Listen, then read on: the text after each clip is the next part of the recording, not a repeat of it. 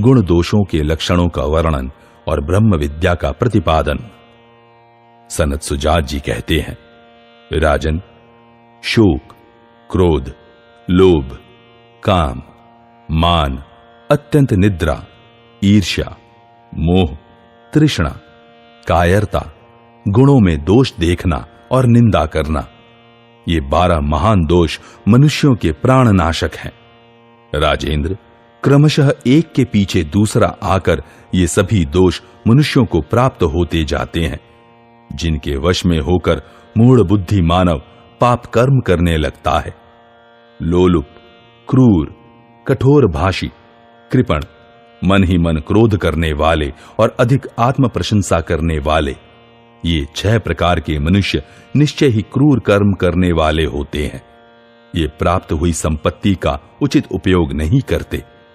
संभोग में मन लगाने वाले, विषमता रखने वाले, अत्यंत अभिमानी, दान देकर आत्मश्लाघा करने वाले, कृपण, असमर्थ होकर भी अपनी बहुत बढ़ाई करने वाले और सम्मान्य पुरुषों से सदा द्वेष रखने वाले, ये 7 प्रकार के मनुष्य ही पापी और क्रूर कहे गए हैं।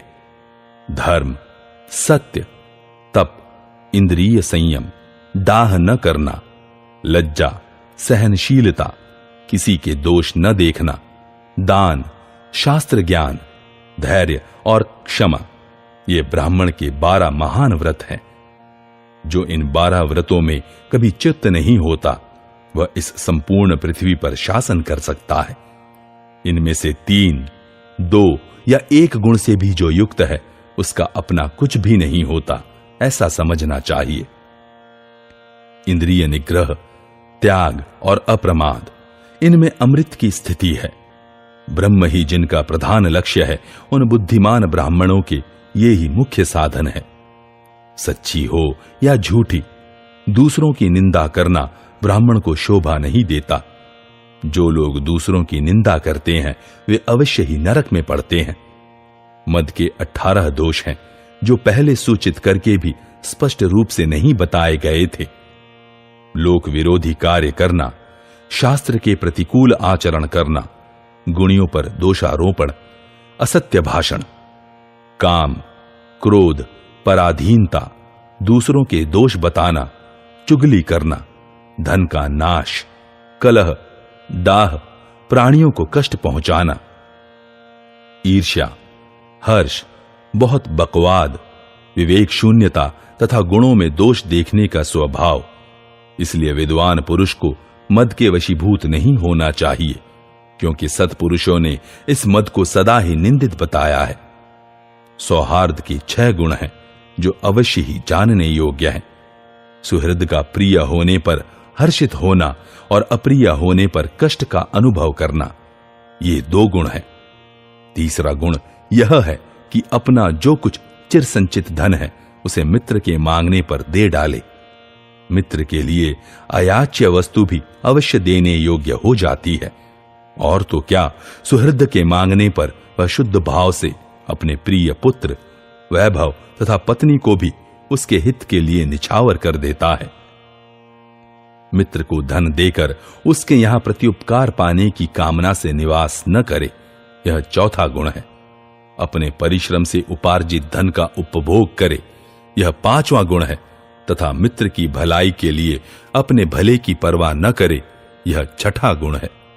जो धनी गृहस्थ इस प्रकार गुणवान, त्यागी और सात्विक होता है, वह अपनी 5 इंद्रियों से 5 विषयों को हटा देता है।